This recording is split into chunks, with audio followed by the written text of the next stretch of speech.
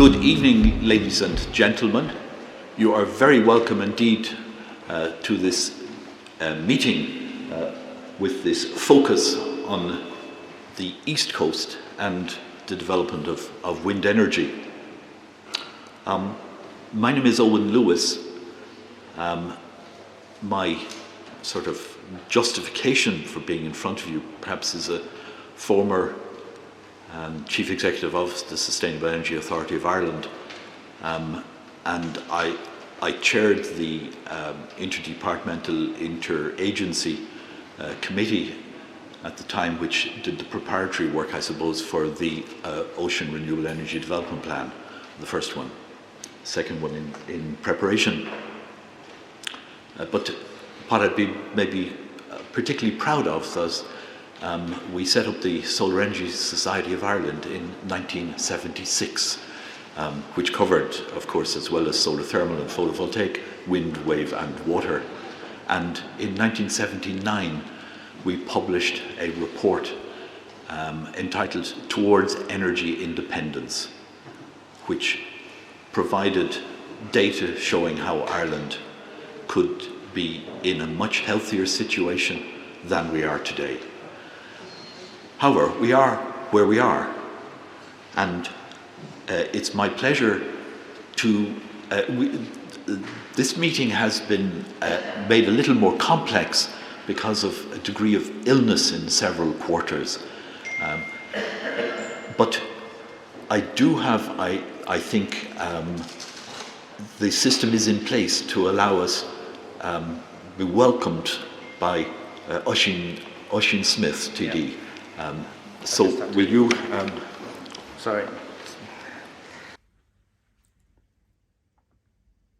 Good evening, everyone. My name is Oisin Smith and I'm the Green Party TD for Dún Laoghaire. Dún Laoghaire is famous for being between the mountains and the sea, and anything that affects our coastline is of great interest to people. People really treasure the coastline in Dún Laoghaire and the seascape, not just to look at, but also people are spending their time swimming. They're all the time making use of the water. And so any development is going to attract interest, and no more so than these huge wind farms that are planned along the east coast. There have been proposals for hundreds of turbines costing billions of euros. They're clearly going to be visible. And naturally, people are wondering, what will the effect be on our quality of life? How will it affect the birds, the sea life? And how is it being decided where they are located? Who is going to get the money from these developments? These are questions that obviously we need to find answers to. So this evening, I've invited a panel of experts to address you in this fantastic and very appropriate venue, the Maritime Church. So we have, for example, a marine ecologist, we have a maritime lawyer, we have a professor of wind power, and we also have my colleague Stephen Matthews, who is the Green Party TD in Wicklow. And of course, these wind farm developments go across the border between Dublin and Wicklow, so they'll be equally visible from both sides. So what I'm hoping this evening is that we can get some really clear, unbiased, factual information about what the effect of these wind developments will be and what we should look out for and how we should try to influence the process. Thank you very much, everybody.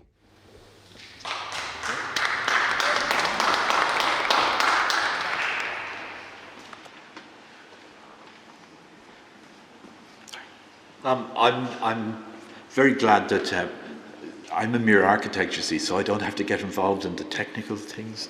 I'm delighted that you're coping with these challenges. Minister Smith has outlined our agenda, but we will be saving a substantial amount of time so that we can have some discussion later on in the meeting.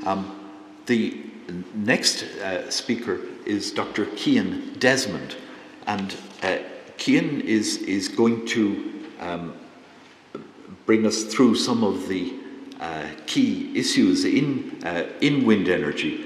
Cian is head of innovation at Gavin and Doherty Geosolutions. He leads a multidisciplinary team of scientists and engineers who are working on over 20 research and development projects covering the company's broad range of business areas.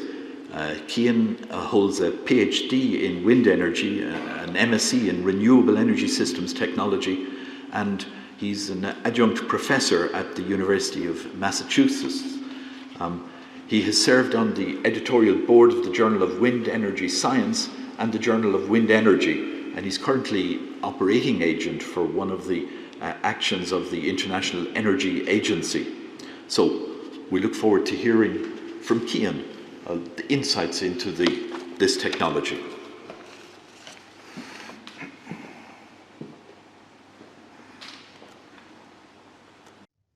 Hello, good evening. My name is Dr. Cian Desmond from Gavin Doherty Geosolutions, and tonight I'm going to give a short presentation which will give an overview of offshore wind energy in Ireland and focusing on some of the challenges and opportunities which it presents.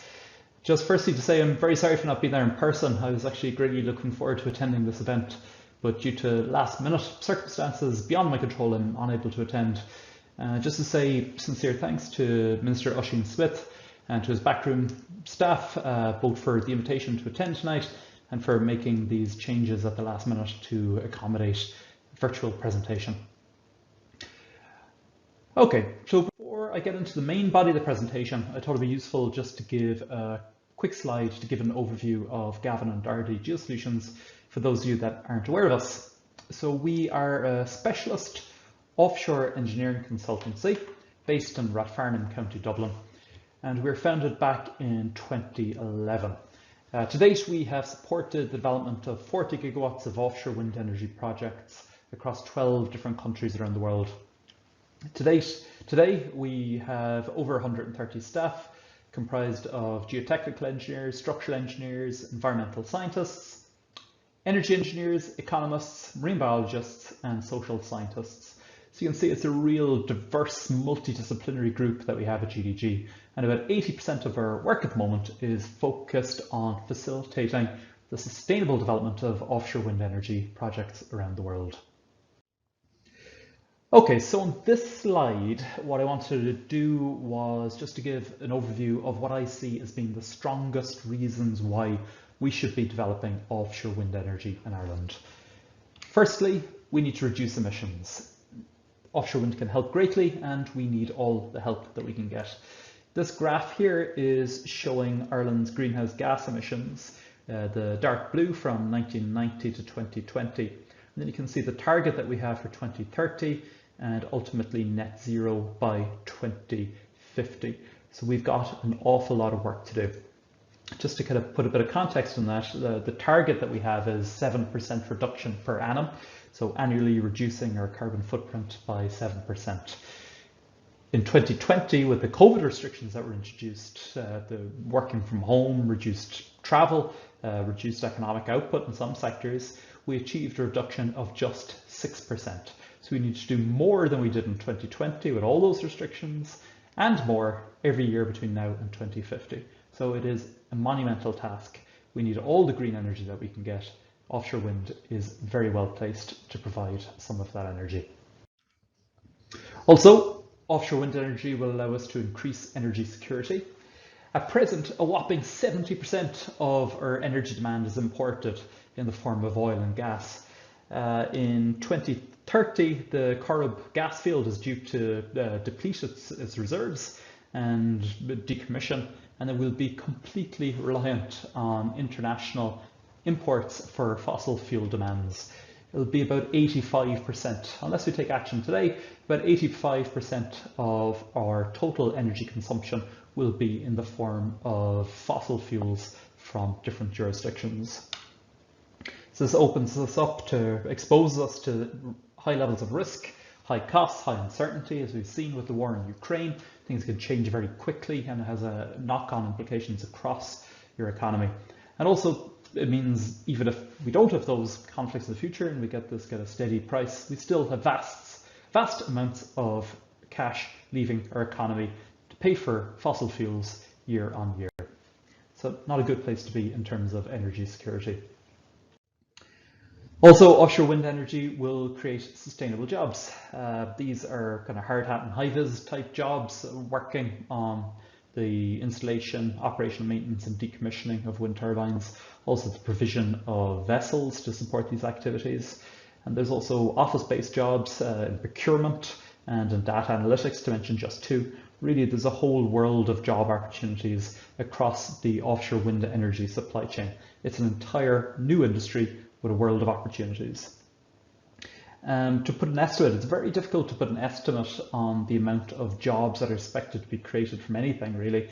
But a report that was produced by the Global Wind Energy Council in April 2021, if we were to achieve the 5 gigawatts of installed capacity that we're targeting in Ireland by 2030, we will be creating in around 35,000 jobs. That is a huge amount of jobs. If you combine the total workforce of Apple, Google and Facebook, you get about 20,000 people working in Ireland at the present. The entirety of the Irish pharmaceutical industry employs about 25,000 people. So 35,000 is really a step change in it's the creation of an entire new industry, essentially. Now, in reality, we're not going to be able to deliver 35,000 new workers. We simply don't have the workforce and the people on the live register in Ireland to fulfill all those jobs. But the jobs that we do fulfill are going to be long-term, well-paid, highly skilled jobs, predominantly located in rural areas. So the best type of job that you can really add to an economy. So real sustainable jobs. So the next obvious question is, how much is it going to cost? So to look at this, what I've taken is data from Lazard. So this is an annual report which is produced by International Financial Services Industry, where they look at the cost of producing energy from all the different types of technologies, the cost of producing electricity from all the different types of technologies. So on the x-axis here, we've got year from 2009 up to 2021.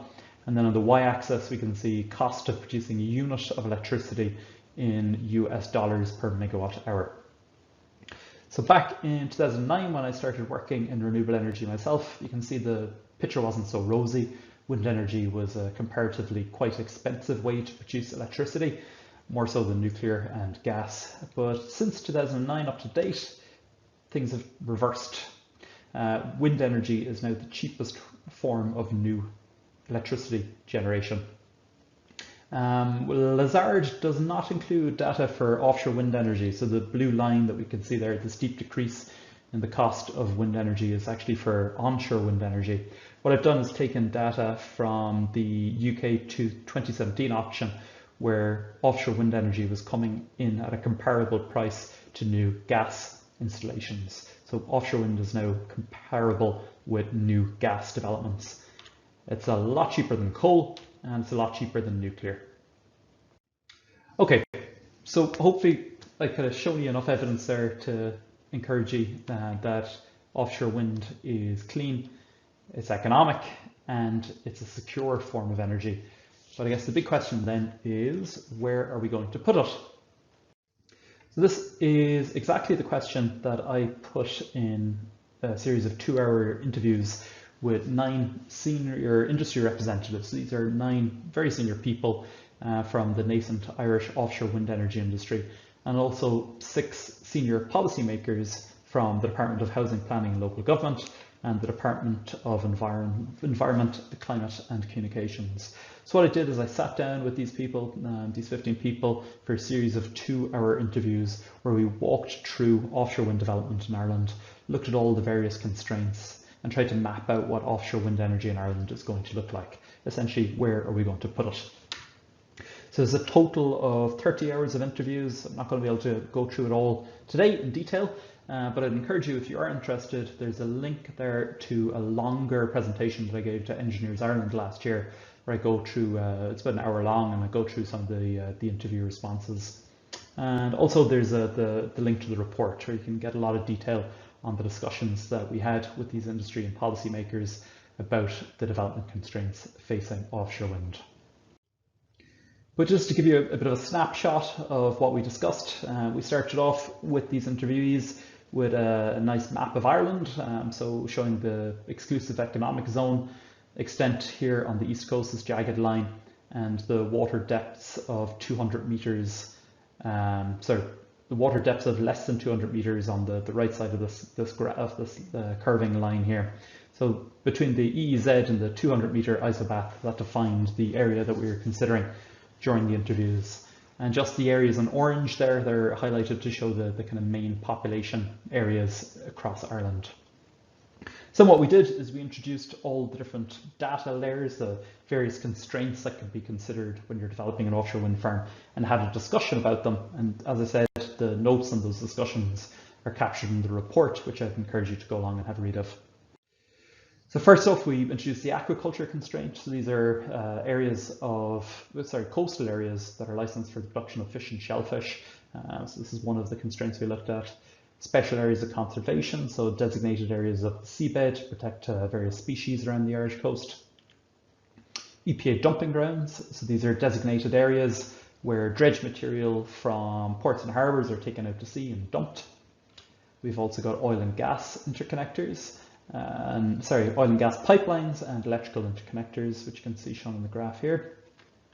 We've also got shipping lanes. So what we did here is we took all the tanker and cargo vessel data and identified the top 2% busiest areas for shipping in Ireland. And that's what you see in this kind of dark grey or lines here. So you can see the big shipping lanes up and down the east coast, also coming out of Cork and around to the west. Also fishing activity. So here we took AIS data from fishing vessels and picked out the top 20% most fished areas, which you can see here in dark blue. And then finally, areas where the water depth is greater than 60 meters. So the light gray area here is where water depths are greater than 60 meters. So 60 meters, I'm just showing it here for indicative purposes. We also gave them contour maps of 100 meters, 200 meters, and it was up to the interviewee which one they thought was the most relevant one to include when considering the development of offshore wind in Ireland up to 2030. So once we've gone through all the constraints and had a nice conversation about each of these various layers and decided which would be turned on and turned off to 2030, we then gave each of the interviewees these little purple counters. So each purple counter represents a 500 megawatt wind farm. We gave them 10 of these counters to account for the 5 gigawatts of offshore wind that we're hoping to develop in Ireland by 2030. And then we asked them to place them into their own personal constraint map. I just have to do a big caveat here. You can't treat data in this way. So you see these blue blobs. So it's, you can export the data and get this nice blue blob on your map. But really, that blue blob is meaningless unless you go out and talk to the people that it impacts. So the fishing communities that blue blob represents, and understand how representative these data are of their usual fishing activities, how it changes season to season, which of those fishing activities are compatible with offshore wind and which aren't. And similar conversations need to be had with all of these layers. So you can't simply look at data on the map. You need to have close consultation with the relevant stakeholders to understand what these data mean. So this exercise is purely for guidance only. However, I think it's useful, it's very detailed, and encourage you again to go and take a look at the report and see the discussions that were had. And here we can see the output of that exercise. So the dark red areas are showing the areas where a lot of these 500 megawatt wind farms were placed by our interviewees. And then the light blue is where just one area or wind farm was placed. So you can see real density of development along the East Coast. So when the interviewees were asked to consider the technical, social, and environmental constraints facing the development of offshore wind energy, we had a nice discussion about it for 2 hours. Really, everyone zoned in on the East Coast as being the area where they expect to see the most development to 2030. And look, it's not going to be easy. It's a lot of development. The social license to operate is going to be absolutely critical. That's why evenings like this evening are so important, so we can have these conversations and understand what these developments are going to mean for the economy and for the people living in the areas and for the existing and future uses of the marine space. We need to bear in mind that offshore wind is cheaper than fossil and nuclear alternatives. It's also faster to build than fossil and nuclear alternatives. It's got a lower carbon footprint than the fossil alternatives. It provides long-term energy security for our economy. Offshore wind is going to create high-value jobs in coastal communities.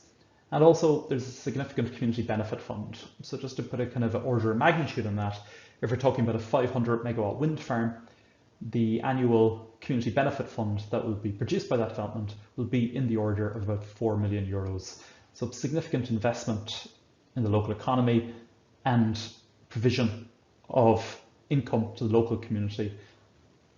So it's a real opportunity. And just to go back to my key talking points, the strongest reasons why we should be developing offshore wind in Ireland. Offshore wind is going to reduce our emissions, it's going to increase our energy security, and it's going to create long-term sustainable employment. Thank you very much for your time. I hope you found that interesting, and I look forward to the questions.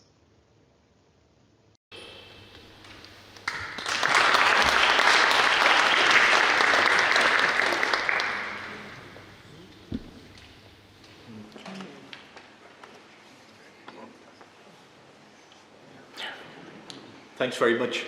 And I think Cian covered quite a lot of material there. I'm sure there'll be questions directed to him. We hope, subject to Bob's magical works, that we will have him live to take some questions. But what we propose to do is to continue with the next presentation and take the questions towards the end, so we have a decent time for discussion. The next presenter is Alice Whitaker. Alice leads the Tier 1 Environment and Climate Group at Philip Lee, where she is a partner.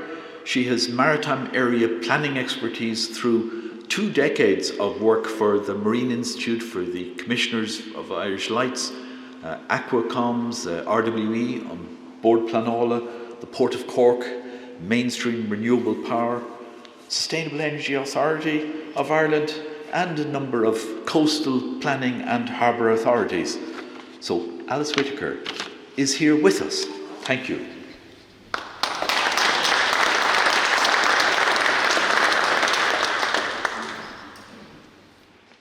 Touch anything? Yeah. There we go. Super, thanks.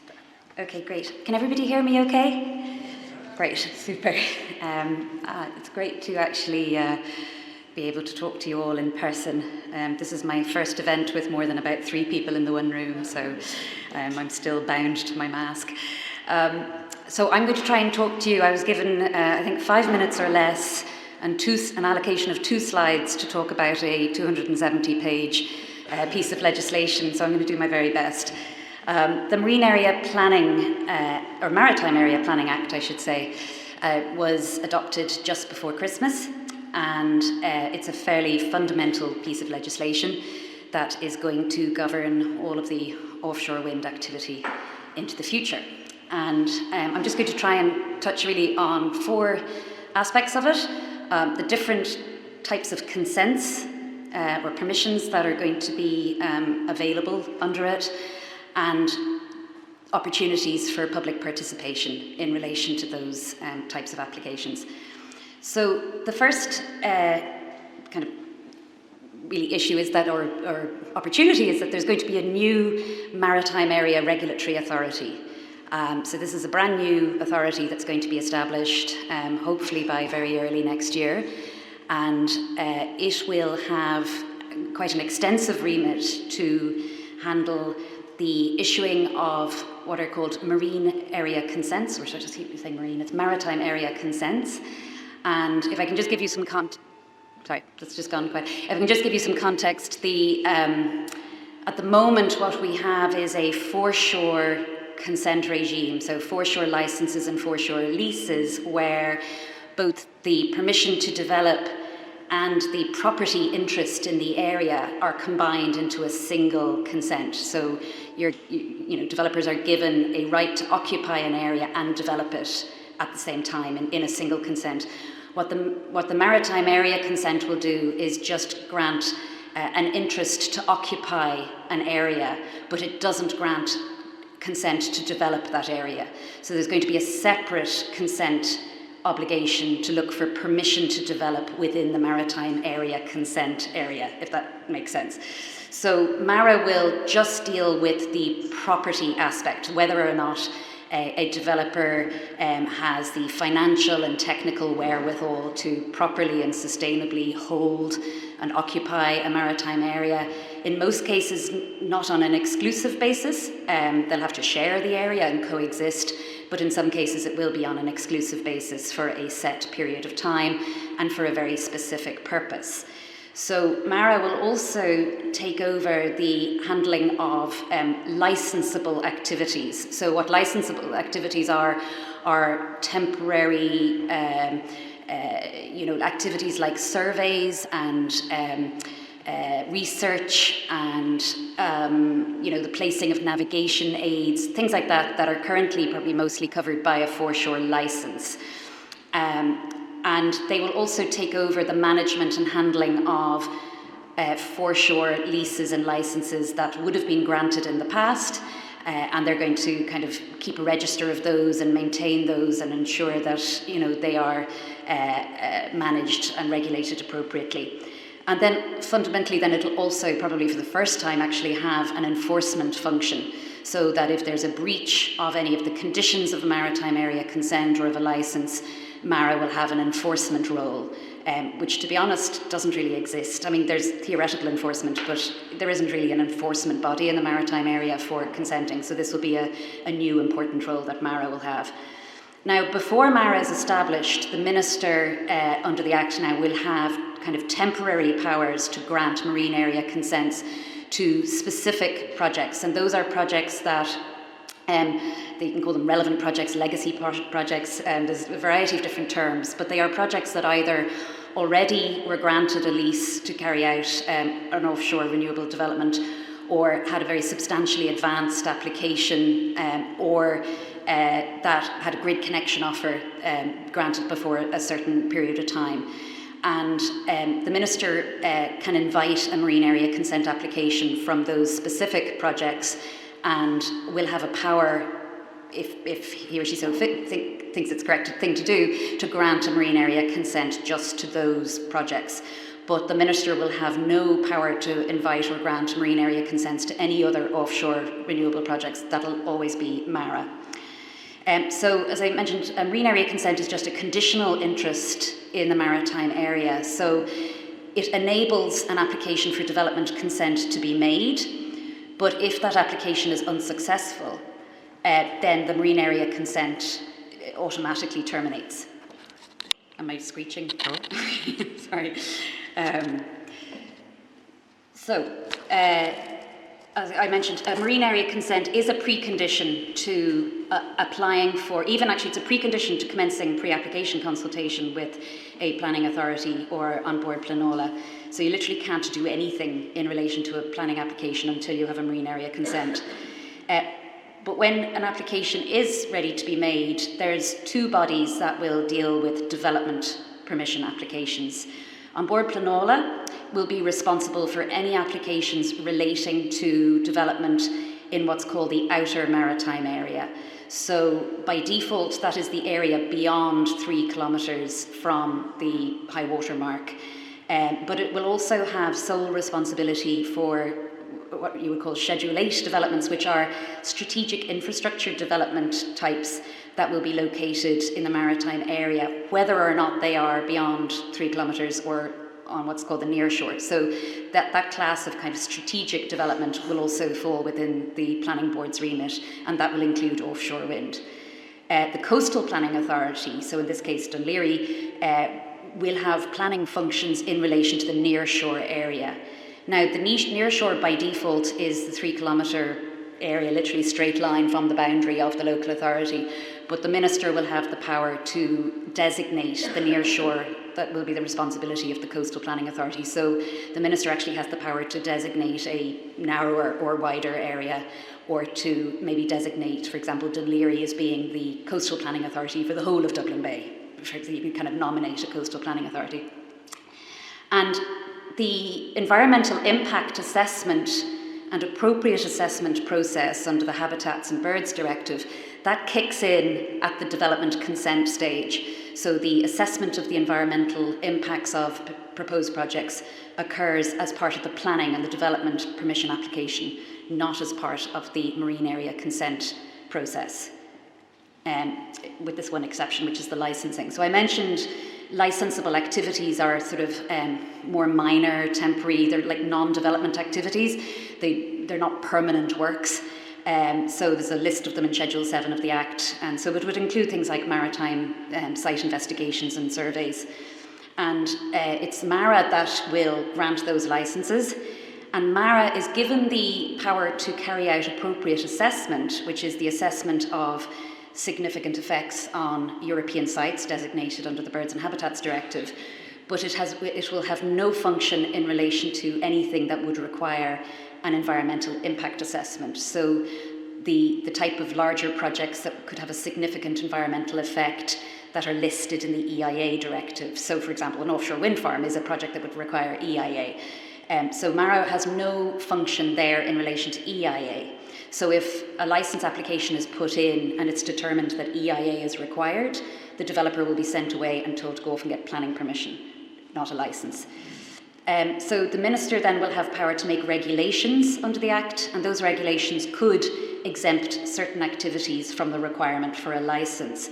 But any regulations that would seek to exempt certain activities would be subject to screening under the SEA directive and the Habitats directive in advance of being adopted. So it's unclear whether there will be any exempted activities or not, but that power is there. And as I mentioned, the Minister will have no power to grant a licence. So there's no sort of interim power there to grant a licence. Only MARA is being given that power. So until MARA is established, the Foreshore Acts will continue to be enforced. So anybody looking to carry out those sort of activities will require a foreshore licence until those new provisions are commenced. And so in terms of when the public can get involved, say in relation to offshore projects, there's a number of kind of opportunities, I guess, obviously informal opportunities like this in terms of just discussing things, but formally there will be, under the Maritime Area Planning Act, maritime spatial planning. So you might be aware of the National Marine Planning Framework, which is sort of like the National Development Plan for the maritime area. That was adopted during the course of last year, but there's an obligation to review that periodically, and there's a power under the Act to adopt maritime spatial plans, which will be almost like your development plan, but for the maritime area, designating areas that might be appropriate for certain types of activity. And maritime spatial plans can be adopted for a very specific area or for a specific sector or nationally. So there will be public participation in the context of that sort of plan-making function. There's also going to be the possibility of what they call designated maritime area plans, or DMAPs. And those are plans that are a little bit like, I guess, a little bit like an SDZ, like the Cherrywood SDZ. They're going to be, they could be maybe for a whole harbour area and setting out, development proposals within a specified area. So that's probably the best analogy I can use, I guess. And insofar as there's going to be further designation of maritime protection areas, or more SACs and SPAs in the maritime area, there will be public participation in the context of those proposed designation of protected areas. The obligation under the Act also is for the Minister to adopt various suites of regulations, and it's anticipated certainly that some of those regulations will set development criteria, and in those circumstances they'll probably require AA and an SEA, and there'll be an opportunity to participate in the regulation making process as well. But the one thing that doesn't require public participation is the granting of MACs, or the issuing of MACs, because it's not a development consent, because it's a conditional right to potentially occupy and use an area, and which is then subject to applying for development permission. There's no public participation in the process of issuing a MAC. And there's actually no public participation in the issuing of a license for a licensable activity unless an appropriate assessment is required, in which case then the public are consulted in relation to the potential significant effects on a European site. So development applications, obviously, to, you know, an application for permission, that will involve public participation. So there'll be probably quite extensive opportunities to comment and make observations on proposed development in the Irish Sea. So that's all I'm going to cover in relation to the 270-page Act, but I hopefully did it some justice. Thanks very much.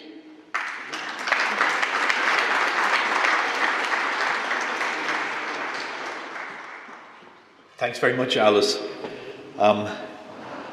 We move to our next speaker, Dr. Louise Scally. She's a professional marine ecologist with a wide range of experience in the field of conservation biology, marine habitat mapping and ecology. She completed an MSc in ecology and taxonomy at Trinity in 1989 and a PhD in taxonomy in 2001, again at Trinity. And for the last 15 years, she has specialised in the ecology of marine ecosystems. She's conducted in excess of 100 ecological reports in support of appropriate assessments under the EU Habitats Directive. Bob, maybe you could get this up, and Louise, the floor for you. Thank you.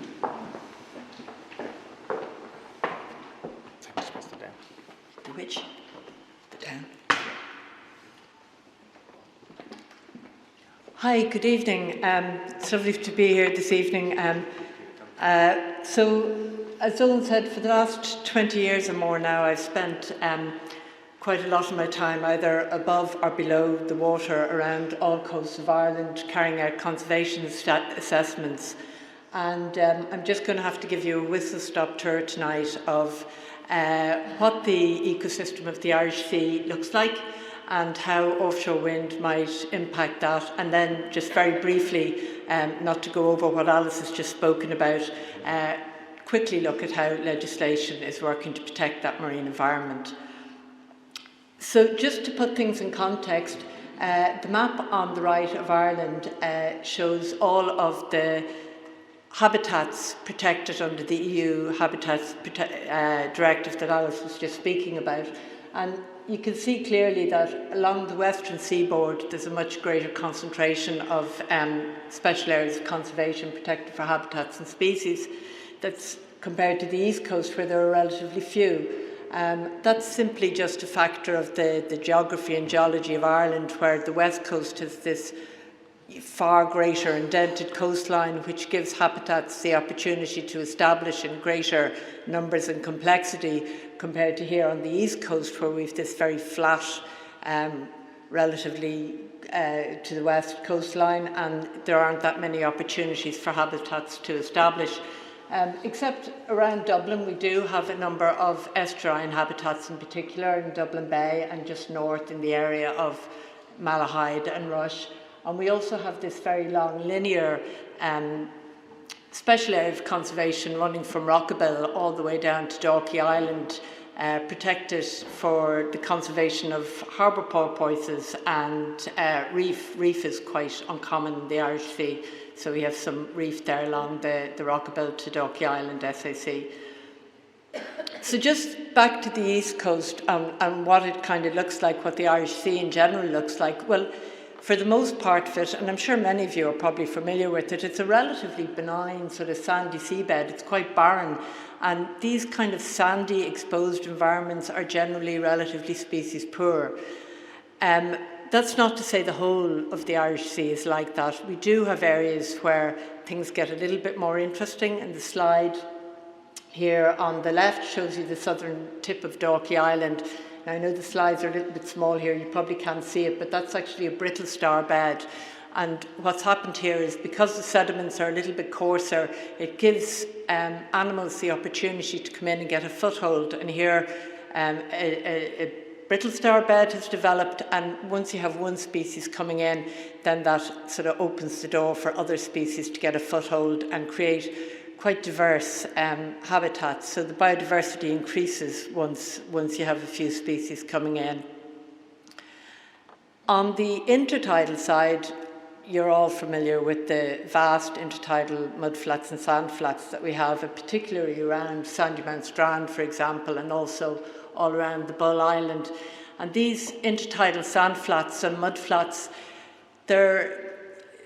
at first sight, they might look a bit uninteresting and benign and very homogeneous, but in fact, they're very rich feeding resources for seabirds, and they're protected as special protection areas for seabirds on the east coast here at the North Bull, North Dublin Bay SAC, and also South Dublin Bay SAC and SPA, which are the sites designated for birds.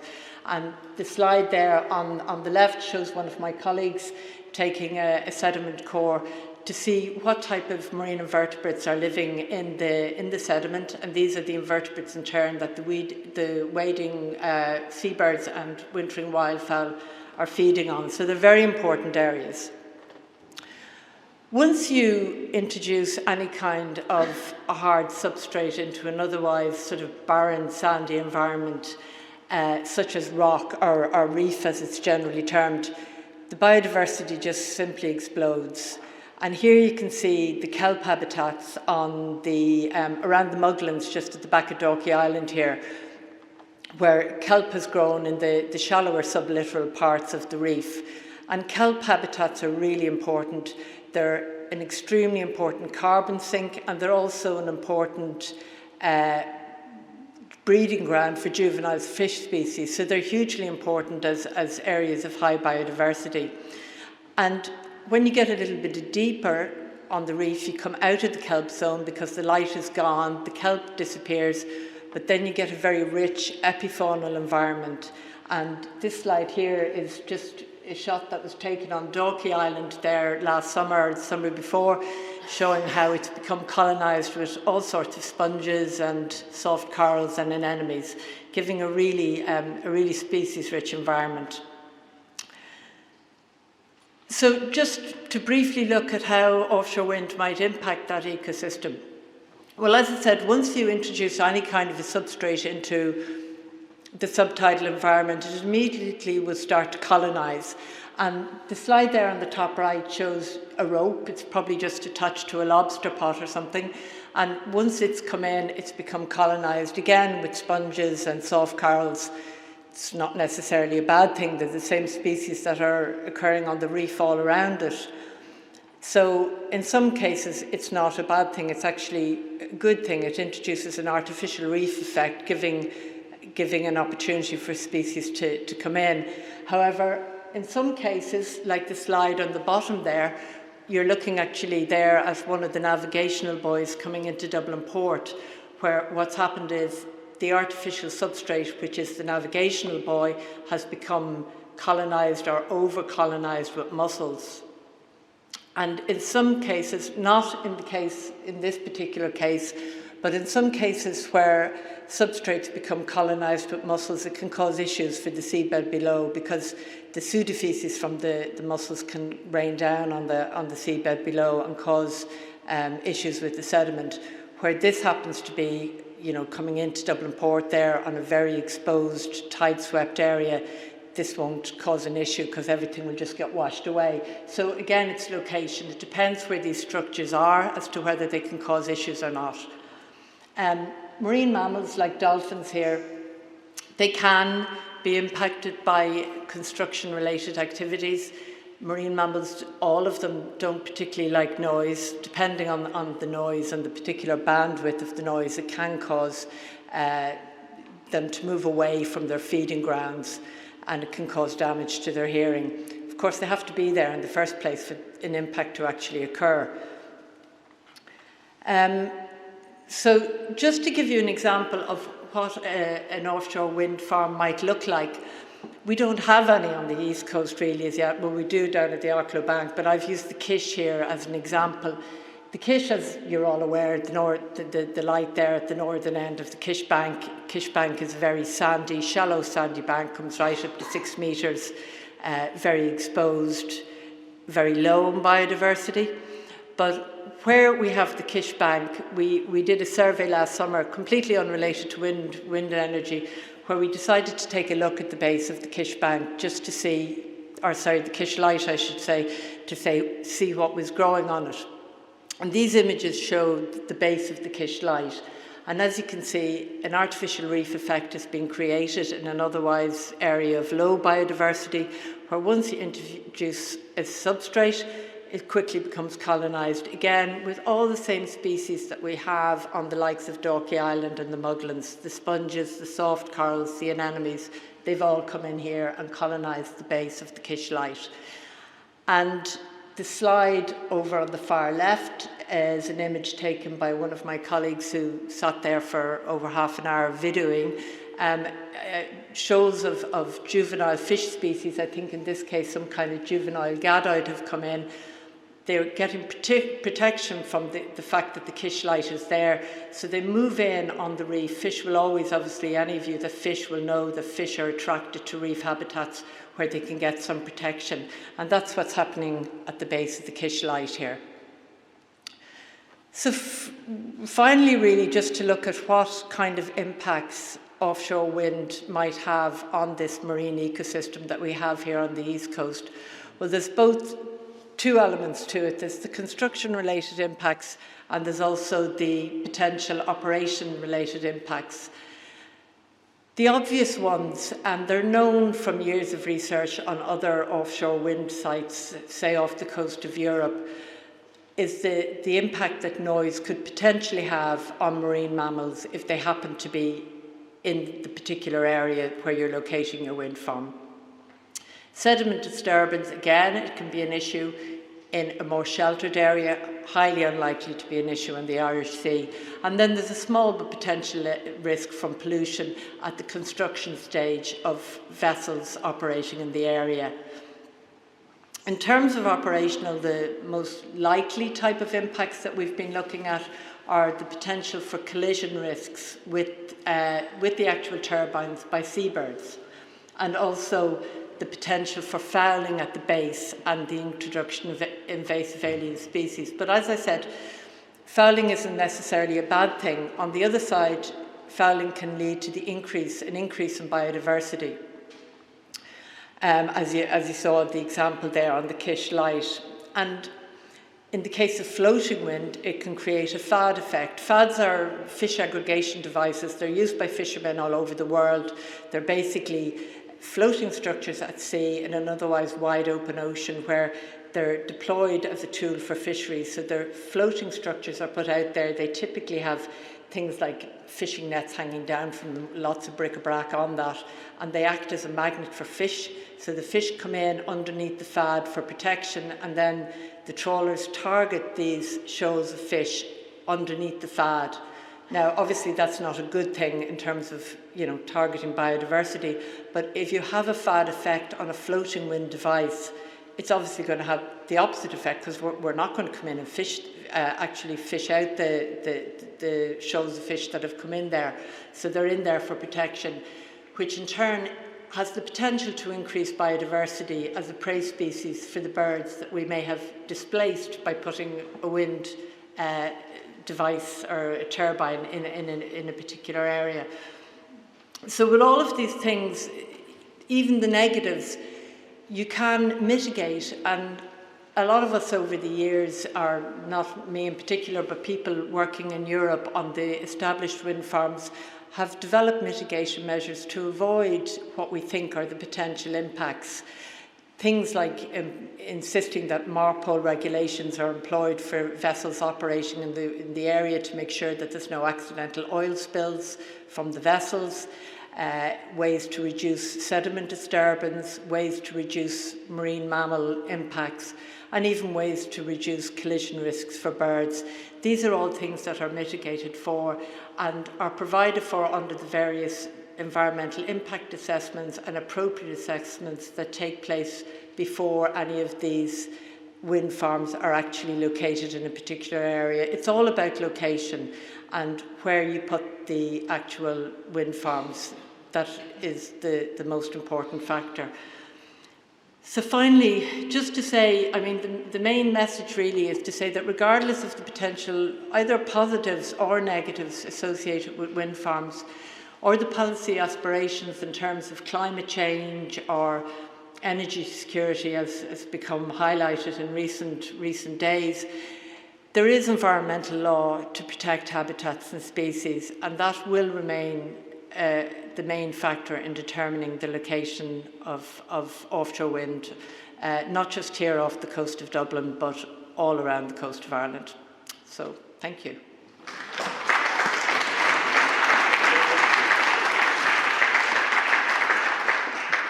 Thank you very much indeed. And last but not least, Stephen Matthews, TD, Chair of the Joint Oireachtas Committee on Housing, Local Government and Heritage, will give us a few thoughts on the subject. Has considerable insight into the area given his central role in the passage of this legislation. Stephen is Green Party TD for Wicklow, qualifications from the BSc from the Dublin Institute of Technology, background in planning and environmental management and in transport engineering, I think. Stephen. Thank you very much.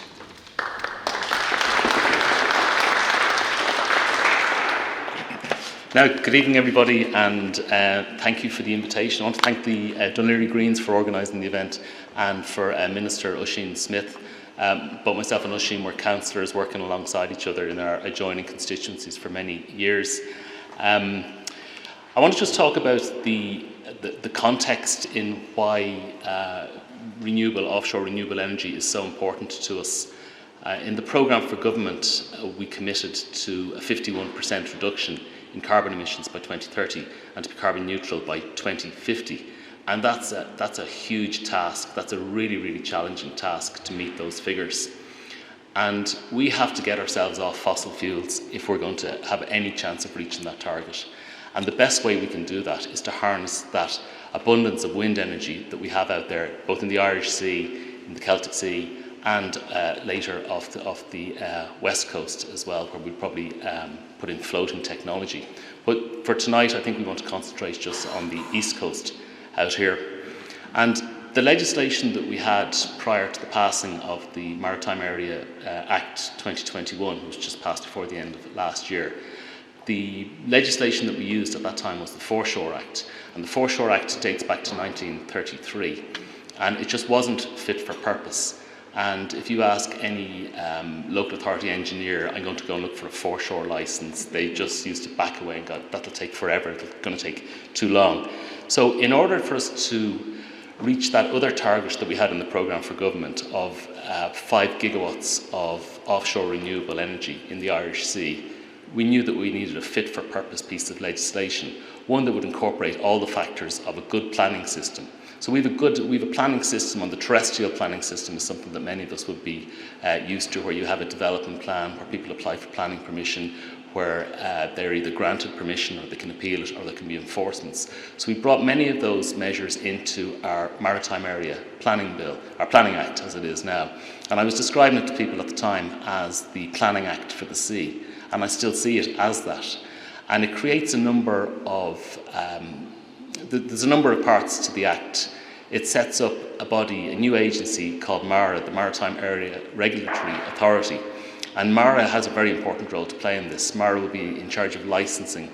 MARA will be in charge of the maritime database. So we will pull all this information together so we will know absolutely everything that's going on out there at sea.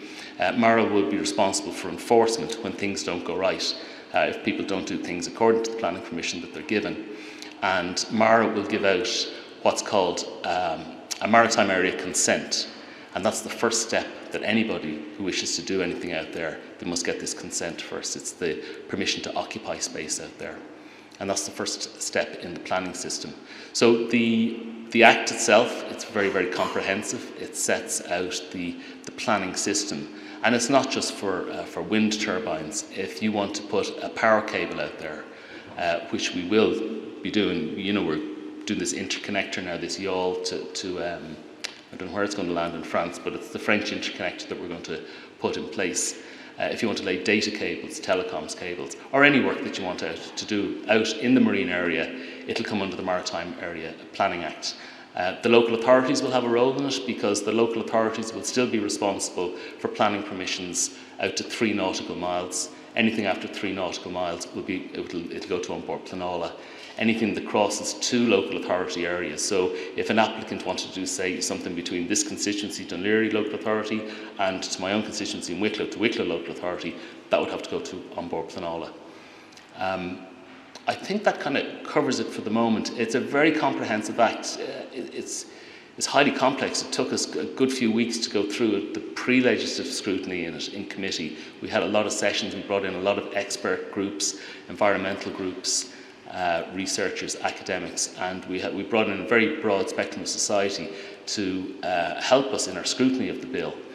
And then at the committee stage, I think there was over 300 amendments to that committee stage, and we went through every one of those amendments in a lot of detail. Some amendments were included and some were rejected. But I think what we have now is we have a very fit-for-purpose piece of planning legislation to help us achieve that emissions target, which the renewable energy will help us to do, but also that developers, local residents, and anybody with an interest in development that happens at sea, there is a fit-for-purpose piece of legislation there that sets out how we do this and how we're going to make sure that Ireland transitions to a decarbonised future and a clean future for future generations, where we electrify transport, where we electrify how we heat our homes, where we create thousands of jobs, and clean air quality as well, because we know how much emissions from fossil fuels affect air quality.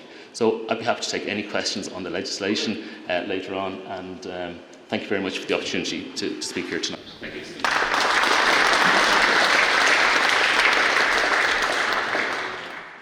Thank you very much indeed, Stephen. We now turn to your opportunity to put some questions. We also have an online audience, and someone is going to feed questions from those online as well.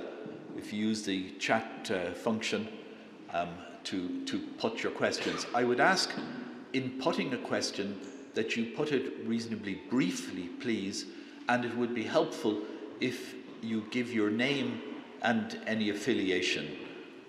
So, are there questions, please? There are 2 roving microphones. I'm going to try and dial Cian in, but you keep talking. Okay, yeah, great. Yeah. Yep, I had hoped indeed that Cian would be available to take questions. So, if you can please give us your name and state your question. Thank you. Paul O'Brien, I'm a member of the Green Party. There's been a lot of impressive contributions by people with scientific backgrounds. I'm wondering if there might not have been room for a poet or an artist, given the potential of this technology, which may be inevitable, to spoil the visual amenity, particularly around Dublin. Thank you. Thank you. I think we probably could have several other dimensions, but we're very keen to leave space for questions to start this debate. I'm not sure, Stephen, you're the best man to talk about poetry, aren't you? It's a dangerous thing to give the politician the microphone and leave it with him. No, you're quite correct, Paul. There will be a visual impact from these, and there's no point in denying that at all. So you're quite correct to point out that fact.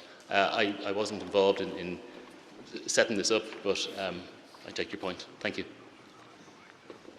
Thanks very much. There's a question here in the front row, if we can get a microphone to that. We have an online. Okay, a couple of questions from our online audience. Garrett O'Sullivan has asked about what it will take to meet our 2050 targets. Will we need deep water floating wind farms? I think Cian is the best person, and is Cian with us yet? Nearly. Yes, he's. I didn't hear the question, I'm afraid. I was just joining towards the end of the question. I heard something about floating. I don't know if you can hear me. I can hear you, but I think the audience can't hear you, Cian. I'm going to ask that the question be repeated, but just one moment, please.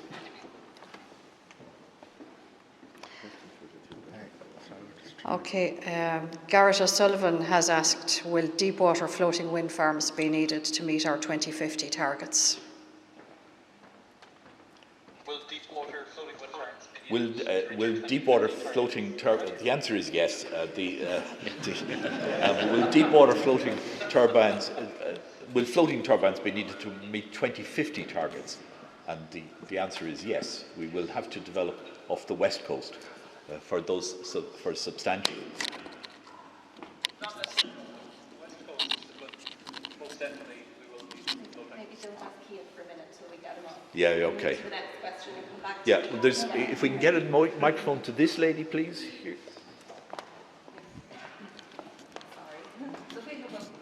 The lady. Thanks very much. Sorry, Fiona Gleeson, local resident. I was very curious as to why we'd have this MAC, why you needed 2 steps. It just seems bureaucratic. I didn't understand it. Thanks very much, Alice. I can answer that. The MAC is really the property interest, so it's the right to occupy the area subject to paying a license or like a fee or a rent. So the state remains the landlord of the site. The Environmental Impact Assessment Directive requires there to be a kind of a separation between any sort of beneficiary of like a fee. So the state would benefit from somebody getting a MAC. They'll get probably quite substantial rent for that. But then the state will also be deciding, whether somebody can develop that site. So the idea is you actually separate those out too. So you've got a very objective development decision being made that isn't potentially influenced by the fact that this could bring a royalty or a fee. Does that make sense? Thanks very much. If we can get a microphone down here, please.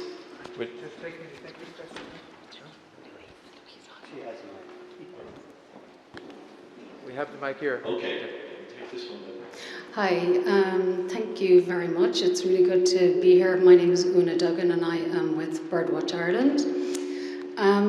I just wanted to point out that the special protection areas was not mentioned in the presentation. So we have several special protection areas for birds, breeding seabirds along the coast, from Rockabill, Lambay, Wicklow Head, Bray Head, and they're absolutely really important. Rockabill Island has 80% of the entire EU population of roseate terns on that island. Birdwatch Ireland has done some tracking work on the roseates, and we have found, where we put a little electronic tag to track them, we found that they come all the way down to Bray, actually. So we have some very significant concerns in relation to these breeding seabirds, especially because they go out to forage for small fish to feed their chicks out on the sandbanks in particular. So the sandbanks attract the fish, and that's where the birds go. We have very, very serious concerns, and I didn't really hear that addressed in the ecology presentation. Maybe it was more focused on the Dún Laoghaire area in particular, but there will be marine protected areas and extensions of special protection areas at some point.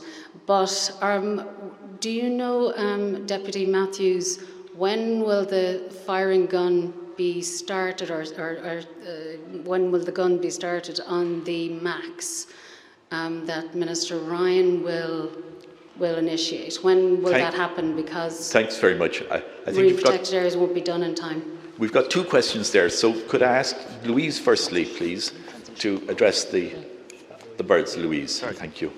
Yeah, just in relation to birds, perfectly well aware that we have SPAs all down the east coast of Ireland. We're very limited tonight, just 10 minutes to give as I said, a whistle-stop tour. So unfortunately, I couldn't cover everything. And I'm a benthic ecologist, so I'm not an ornithologist, so it wouldn't have been my, specific area of expertise. However, I'm very well aware of the potential impacts of wind energy on seabirds. And that said, as we speak, all of there are a lot of aerial surveys going on at the moment across the whole coast of Ireland, north, south, east and west, in relation to seabirds, not least the actual Observe programme. And we are aware of the huge foraging distance, not just of the terns, but of a lot of the seabirds, so it's from as far as the Skelligs back across, and even from some of what would have been the Scottish SPAs down the east coast. So, the people carrying out the appropriate assessments are very aware of these kind of potential issues and are looking into them, and that's one of the things that will be a factor in deciding where the wind farms are actually sited and considered at the moment. So it's not that it's not been thought about, it's very much to the forefront of appropriate assessment, and the surveys going on to establish exactly what the birds are doing, in conjunction with the data that Birdwatch Ireland have themselves. Thanks very much. And Stephen, the question on the MAC, on the issuing of the MACs. So there's a transitional period at the moment where Minister Eamon Ryan, the Minister for Environment, Climate and Communications, issues MACs until MARA is established. And sorry, there's a lot of acronyms in this, but the regulatory authority is established, and I would expect MARA to be up and running certainly by this time next year. And I would expect that MACs, those applications, probably in the later half of this year through Minister Ryan's department. Thanks very much. Thank you. I want to go back, if I can, to Cian, and you talk about the floating wind technology and to what its role in meeting 2050 targets, please, Cian. There was a question.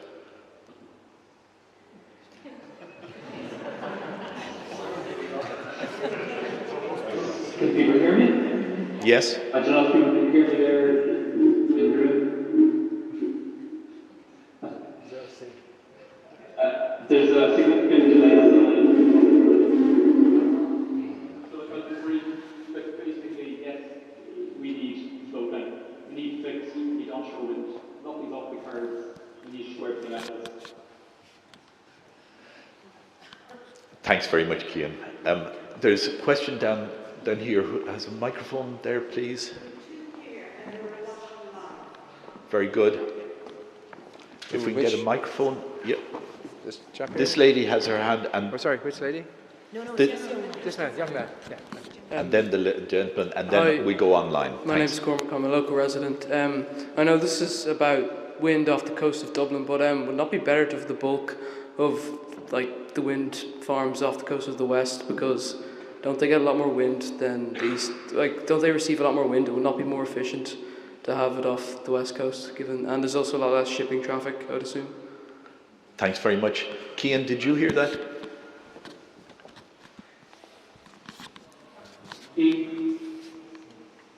Yeah, I think, well, I can't.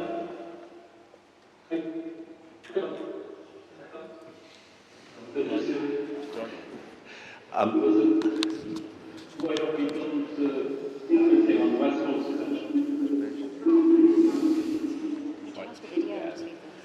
Let me attempt. It has to do with the state of the technology. The floating wind is relatively immature. It's a newer technology, and we can have fixed bases on the relatively shallow water of the Irish Sea. It's deeper water off the west coast, so it's a longer time scale. It's the 2030, 2040 targets.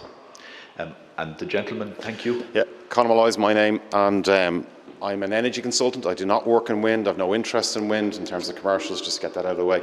And I haven't heard any barriers tonight to these wind farms being put offshore. As far as I can see, it's all positives. The only barriers seem to be bureaucracy. And I'd like to know from the speakers, how do we accelerate it? How do we make it happen? And how do we make it happen fast?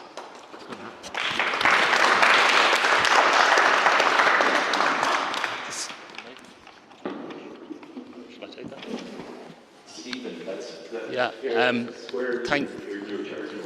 thank you, Conor, I think, is it? Yeah, thank you for the question, Conor. There's huge enthusiasm for this, and there's firm government support, absolutely, across the three parties of government. to, which recognise the requirement that we need to generate this, that we need to, at scale and quickly, harness that power that's out there. Off my constituency in Arklow, many of you will probably have seen the Arklow Bank Phase 1. I don't know why we took our foot off the, I was going to say took our foot off the gas, it's a bad analogy to use in this case, but I don't know why we didn't accelerate at that time. But I can tell you now that there is that firm commitment, there's that commitment to the programme for government, and that act that we passed earlier or late last year is it was that block that needed to be overcome, and this will happen. Thank you. Thanks very much. Can we go on to some of the online questions, please? Okay, taking the first couple of questions that came in on the chat. So Sean Kay asked whether could we clarify the commercial ties that the speakers have to offshore renewable energy, and a question for Alice whether she has commercial ties to the RWE Dublin Array in particular. So yes, as Owen said at the start, he listed out some of the clients that I act for, including RWE and actually quite a few developers, as well as various government departments and public bodies and so on. So I obviously work for a private practice law firm, so I don't work for a commercial developer, but I do advise lots of different clients, including commercial developers of wind farms. I think I made that quite clear. Thanks. Thanks very much. Do you want to add? Yeah, likewise, I work for both a lot of state agencies. State agencies probably make up about 70% of my work, and the remainder would be for private clients. Some of those would be offshore wind energy developers. And I'm not going to trouble Cian, but his firm, I'm sure, works for a wide variety of firms also. Was another question offline, and then we come back to the audience? So we're okay? Yeah. You're okay, then? Can we get a microphone then to the next questioner? Who is this lady here, I think, yeah? Thank you. Oh, thanks. Hello, my name is Hazel Boylan, and I'm not affiliated with any political party. It's interesting that none of the speakers this evening have mentioned how far from the shore are the proposed wind turbines. Now, when I look at that poster over there, those wind turbines look more or less like street lights.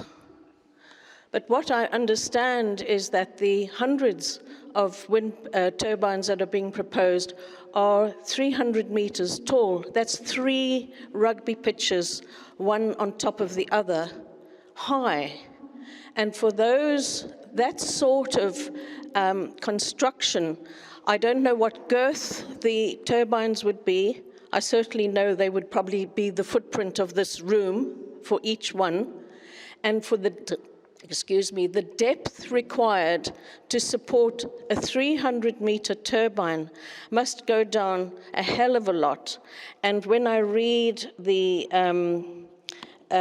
speakers are, where I think it was, I've got it written down here somewhere. Anyhow, it's some of the thing here are the least amount of interruption to the environment, the ecology, the seabed, all of that sort of thing. It strikes me that the scale and the distance from shore of what is being proposed, which hasn't been mentioned here, except that visual there, which looks very benign, I have to say, to me is horrifying. We need wind energy, and you're talking about wind energy is in its immature state, and it's better off the West Coast. Surely wind energy for the East Coast is a much better and much more ecologically sound solution to our energy needs than these turbines that probably have a lifespan of, 10 years? Or whatever, how long? I mean, maybe Cian is the person to know that. I don't know. But I really feel that this has to be thought through a little bit more. Thank you. Thanks very much. Thanks very much. I don't know, can we connect several aspects of your question? I think Cian would be best placed to respond.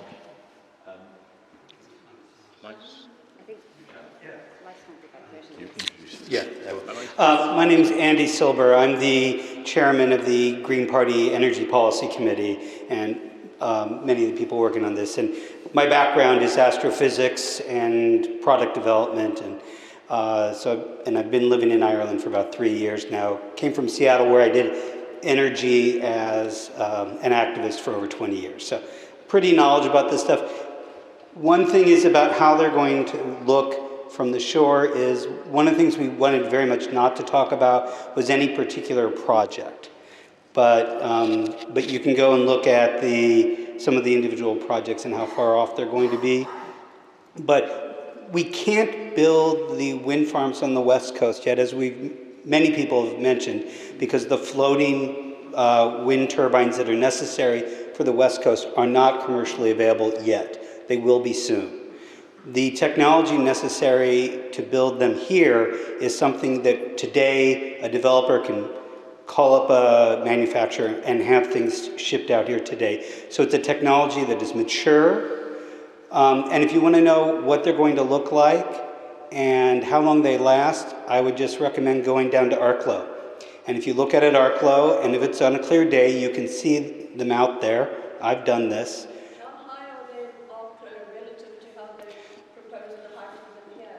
I'm not sure how. About half, yeah, that makes, because the technologies, but one of the reasons they go bigger is the bigger they go, the more they generate, so you need fewer of them. The depth of them is just to get it down, but I'm not sure why you care about the depth. I don't want private conversations because we're leaving out then the people who are online and they can't hear these. So I really, we need to use the microphones, please, so we can. Now, is there, there's a lady here has a question, please. Hi there. Thanks. My name's Valerie Freeman, and I'm a member of a group called Coastal Concern Alliance. Now, we were set up in 2006 specifically to focus on the planning that was in place at the time for offshore wind, and I'm really glad to hear Stephen saying that it was not fit for purpose. It was absolutely not fit for purpose, and 22 years ago, about 1999, there were questions proposed in the Dáil about the reform of the legislation. The problem is that nothing happened. Over the last 22 years, nothing happened. And as I think Stephen also said, or other people have already referred to, the new legislation to take over, or try to take over, from the Foreshore Act came into place on the 23rd of December last year, 2021. That also happens to be the date that the last application for a wind farm was put in, the 23rd of December 2021. But the problem is not really that the new legislation, because in effect the new legislation is something that we really welcome. And I think in the future it has the potential to have a much better system for managing offshore wind. We also welcome offshore wind. But we actually believe that the system that is currently being used for transition projects, all of which have been actually advanced to date under this not fit for purpose legislation, as Stephen says, are the ones now that are being pushed forward. And it is true that one minister, it happens to be the Green Party minister, but that is completely immaterial to me. We have no political or industry affiliations whatsoever, has the power to grant this initial consent to these wind farms. And you might think that's fine, really, because they've been hanging around for years, and so they have, even if it is under a not fit for purpose legislation. But the most important factor to avoid environmental impacts, as the ecologist said, is actually where they go. Site selection is internationally recognised as the key to avoid environmental impacts. The International Union for the Conservation of Nature. I mean, I completely agree with what Una is saying about the birds' impact hasn't been assessed properly. So many factors have not been properly assessed. I mean, initial bird surveys on the Kishbank said it was not a suitable place because of the birds. Could I ask you to come to a question, please? Yeah, so what I want to know is what do the panel think about the complete failure to manage site selection in a situation where vast projects are being planned 6 to 13 kilometres off the shore, which is not done anywhere else in the world? Thank you. That's the question. Thank you. I'm not sure. Stephen, Alice, can you respond, please? I can try. And so all of the projects that are being attempting to be progressed at the minute need to go get development permission. So they're being facilitated to apply for development permission before MARA is established to grant max, and that's kind of it. I mean, they will be evaluated in the same way that any development application will be evaluated. There's no presumption that any of them will get permission. There's no favourable treatment other than the fact that they're going to be allowed apply for permission sooner than would otherwise be the case if you had to wait for MARA to be established. I understand the question to be really about what you might call plan-led development being the optimum approach, and I mentioned the National Planning Framework as being a model that really was only quite recently adopted. I mean, for a long time we didn't have plan-led development terrestrially either. Plan-led development is the ideal. However, Owen, you were responsible for chairing the Offshore Renewable Energy Development Plan. I don't know how many years ago there was a review of that. There's going to be a further Offshore Renewable Energy Development Plan, but it takes quite a long time to get those sort of plans in place, like quite a long time, like possibly, maybe it could be another couple of years, 5 years, it could be 3, 5 years. That was a decade ago. So in terms of the urgency requires progress to be made before those plans are fully adopted. And if these projects are in the wrong place, like if they are going to have adverse impacts on site integrity, they cannot be authorised unless there's they can't really be authorised to go ahead. So the development permission process is there to filter out projects that are on unsuitable locations, and the idea, I understand, is to move to a plan-led approach. It's just not quite there yet. Thanks very much. Stephen, do you want to add? I suppose those relevant projects, Valerie, that you speak about, they were done under the Foreshore Act. They were done before our time in government as well. But I would say that we do have a fit-for-purpose plan in place now, and it does allow for these DMAPs, these designated marine area plans, in where we can designate what may happen, what may not happen, what mitigations, what protections need to be put in place, and all the while gathering that scientific data and information that we lack in a lot of our maritime area. So a lot of these things are coming together so that we do have a proper plan-led system there for the future, and there will be further development out there, and that will be plan-led.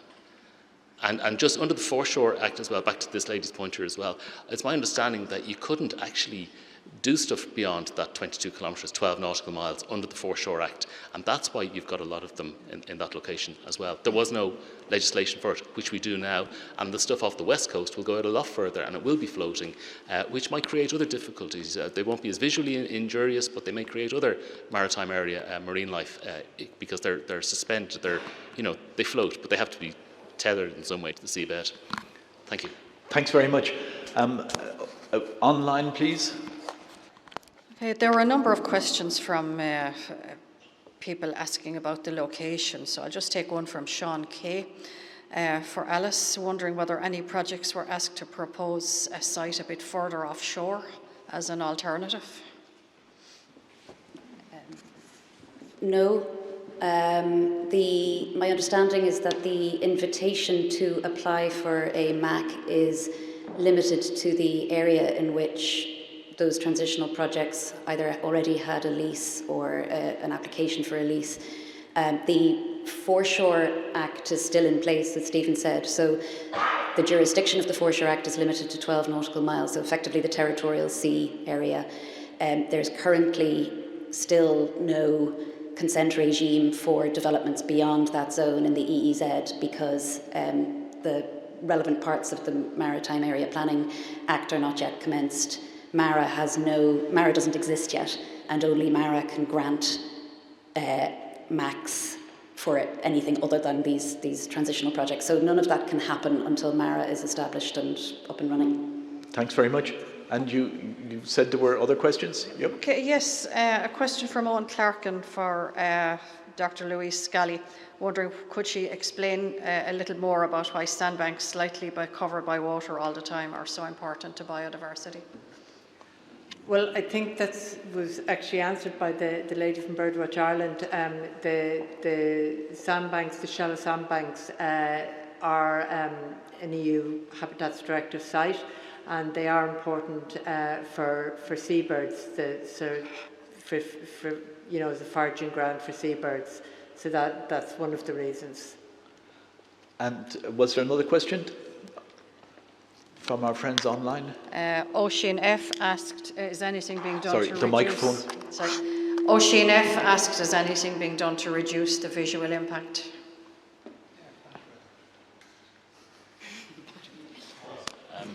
I did paint them grey. What? I did actually speak to one engineer who did say that he was able to name the RAL colour that actually does reduce that kind of visual look of them out there, whatever the colour grey is that they use on them.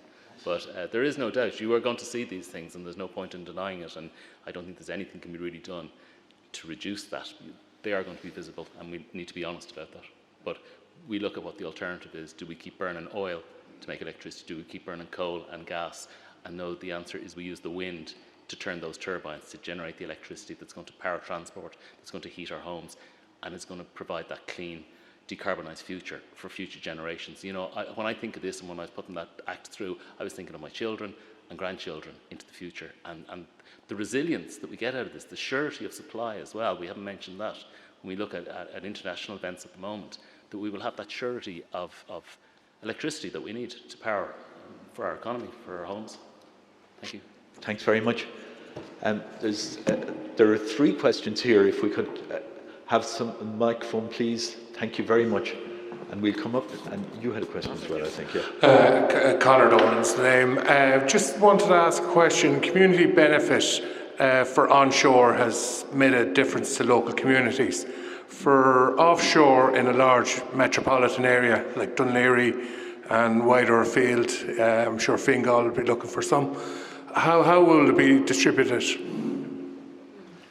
I know Cian mentioned some large numbers, but I think we've lost Cian, have we?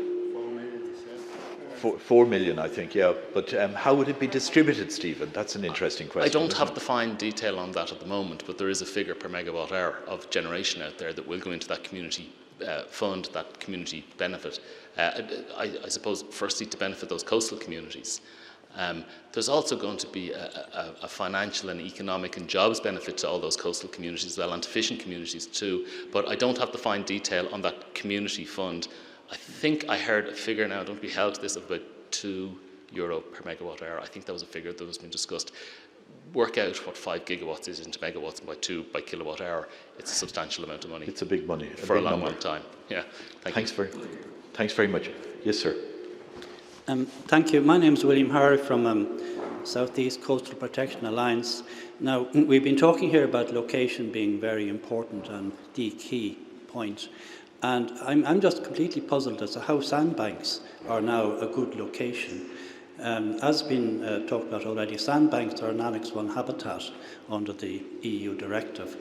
And some of the sandbanks and further down the coast are in fact SACs, the Blackwater and Lucifer banks. So it seems logical that the banks further up the coast should also be SACs. So how can you have an industrial sized development of the size that's been proposed on sandbanks? That baffles me. And also there's a lack of information. There are 7 existing sandbanks on the Arklow Bank already. Now, there's a dumping at sea licence has been granted for that for 100,000 tonnes. Now, there's been no work done on the impact of that. Now, if you have 500 or 600 wind turbines on sandbanks up and down the coast, what impact is that going to have on the sandbanks? And there's a symbiotic relationship between sandbanks and the adjoining coast. And there are some SACs down the coast around British Bay which are on the sand dunes. Now the sand dunes and the sandbanks are the one system. And if you install a lot of these turbines on the sandbanks, what impact will that have on the sandbanks? So I think the whole thing has been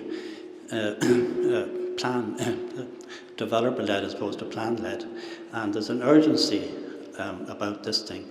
And Ireland also has a biodiversity issue, which is also in control, and there's a danger that the biodiversity issue will be swept aside by this green energy urgency.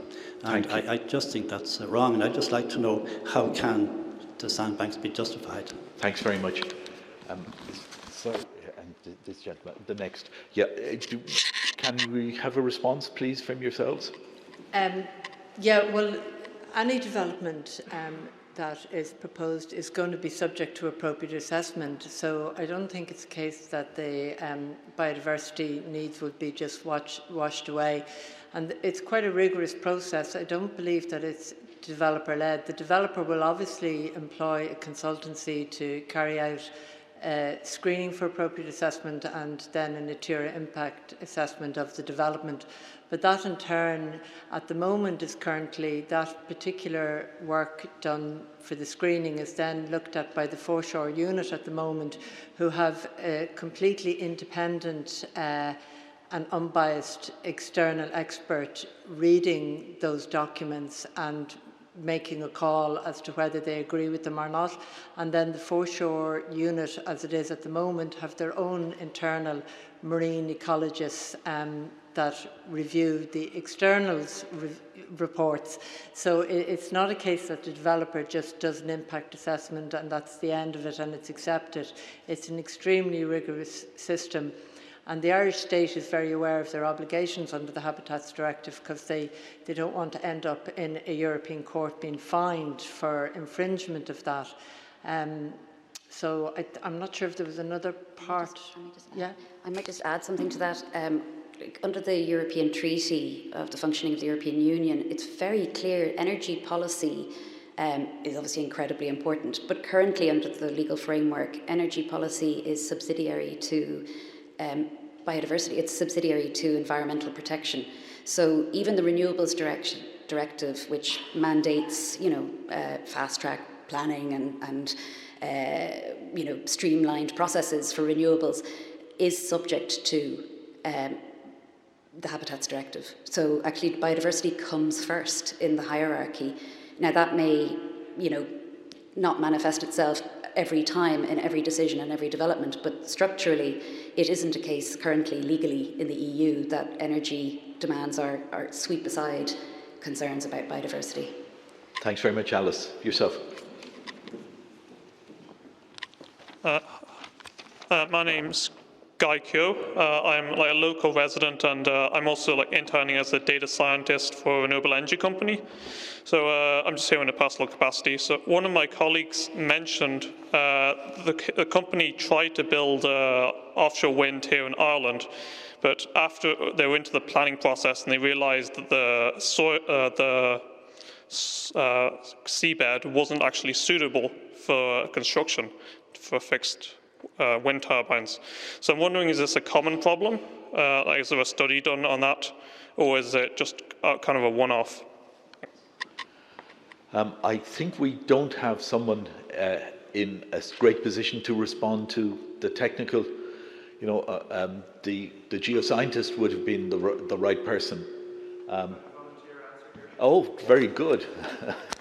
Hi, how are you? I'm not sure if I should do this, but my name is Una Brosnan. I work for Mainstream Renewable Power, so I'll be very open. I work for a commercial developer. We're not involved in any of the projects around here. I'm an engineer by trade. I'm not familiar which project that is. I work in the UK on a lot of the fixed. I've worked for an engineering consultancy in my early days on the engineering side. Absolutely, yes, geotechnically you need to be absolutely rigorous on the ground conditions in particular. Some of the soil conditions, yes, do lead on whether you go on the monopile side or you go to what you call a jacket structure, which is like, your pylon for electricity lines. That's the closest I can just describe it to you. Or you could look at something which is sitting on the seabed itself, like a gravity-based structure. This young gentleman here was really inspiring to hear him talking about floating technology. We don't often hear young folk talking so passionately about it. Floating technology is close to my heart, where the ground doesn't work, and the water depths are obviously not suitable as well. We do look to floating technology that is on the cusp of commercialisation. It's very much something we should be looking at to get some form of those projects into the pipeline before 2030, not just from it's diversifying the portfolio here in Ireland, but equally to get the technology and the know-how and get supply chain up the ladder. And it's certainly something we're encouraging the Green Party, Eamon Ryan, and the wider programme for government as well. Please give us an opportunity to do that as an industry. But it's really important. Yes, geotechnically critical. I would say it's black art. It can kill a project very quickly. It is quite tricky.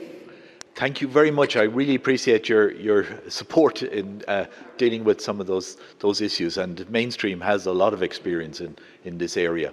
Have we time for one more question? There's the online. I want to try and remember our colleagues online. A question from Alma Ryan about the sandbanks. This is a question for Louise. She asked why Louise considered that the sandbanks are poor and have poor biodiversity when they have a Shannon-Wiener index of 3 to 4, which would indicate high which is quite high. It's not that they're poor, just generally, say in comparison to a reef habitat, they are relatively species poor in the same way that I was describing the Irish seabed being an exposed sandy environment. It's relatively species poor compared to reef habitat. It's not that it's completely devoid, hence the index that the Shannon index that you just mentioned there. So the sandbanks are obviously more species rich and more diverse than the actual, flat sandy seabed. It gets more diverse when you get onto the sandbanks, and then it increases again when you come onto the reef. So sorry if that wasn't made clear. Thanks very much indeed. I'm an appeal here for a short comment from Birdwatch Watch Ireland, please, and I think it's going to be the final one. So it's going to be very short. Thank you. I just wanted to echo something Stephen said earlier about the importance of getting technology, getting wind in the offshore environment sorted. We need wind energy out there. There's no doubt in my mind, and I think about my nieces and nephews and what they're facing into the future, and it keeps me awake at night, so we have to do this. The problem is the state hasn't done as good a job with protecting nature, and what we need is a significant ramping up of funding to protect nature and to protect seabirds and all of the other wildlife. The law is not working to protect nature. 85% of EU protected habitats have bad status. 2/3 of our wild bird species, that's 2/3 of 202, are red or amber listed birds of conservation concern. So the law does not cover things. I'm gone. So this is where we need to pull up the other arm. We need very serious assessments so we can have a secure future for our kids. Thank you very much. I don't think anybody is going to disagree. Thank you. I'm going to invite the panel and the honorary member of the panel to any concluding remarks, please, as we close this session. One, I want to thank everyone who worked on this. This started out as a discussion in our energy policy group, and when we prioritize things, public outreach and talking to the public was one the committee thought was the most important thing we should do, and that's how this meeting happened. So I want to thank the members of the Energy Committee who worked on this, and I'd like to thank the members of the Dún Laoghaire Group who worked on this, and I'd like to thank all of you for showing up tonight. I'm really very pleased with the panel and the show out. I want to make one comment from my heart, and that is I've been working on energy policy since around the turn of the millennium. And I moved here a few years ago, like I mentioned, and I was very excited, and I still am, about the potential here in Ireland. Right now, we are an energy importer, we are energy poor, and we have above average carbon dioxide per person on our electricity grid here in Ireland. There are about 10 countries that emit half as much CO2 per kilowatt hour than we do. We're not one of the leaders, we're a laggard. And that's extra embarrassing because we literally have enough wind potential, if you count floating wind, to power the EU.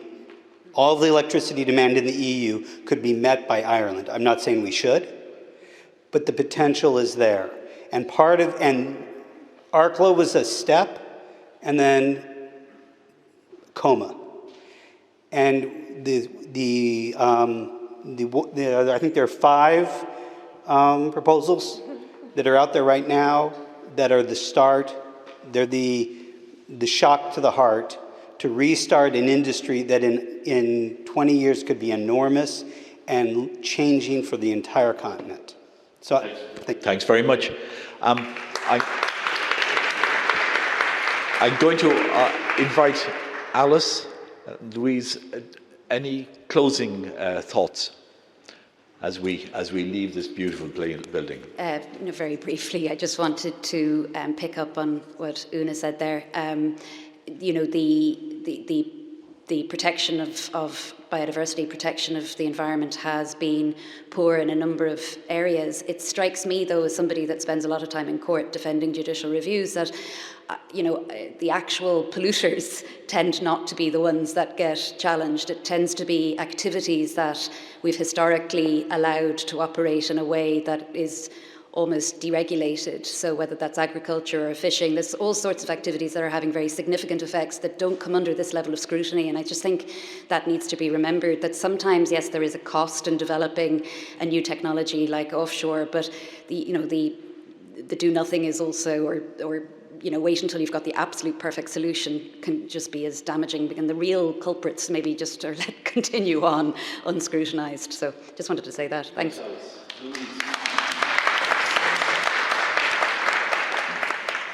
I agree with most of what's been said on the floor in relation to nature conservation. I wouldn't have become a marine ecologist if I wasn't in support of it, but I just think it's important to remember all the time, as well as I'm sure you have, that climate change and biodiversity are intrinsically linked, and you know, in order to protect one, we have to look after the other. So I think that's just an important thing, and yeah, that's it.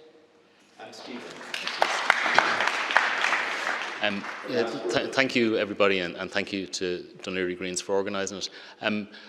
We have the technology, we have the knowledge, we have the engineering skills, we know what we need to do, but I think Una is quite right.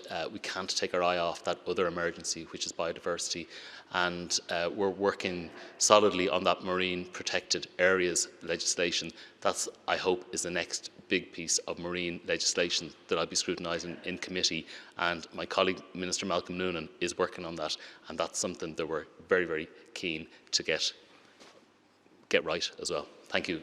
Thank you for your comments, Una. Thank you very much. Thank you. Can I thank you all being here, and those of you online as well, for participating in discussion. I thank the panel, both here and Cian remotely, and your good self. Thank you very much indeed, and safe home. Good night.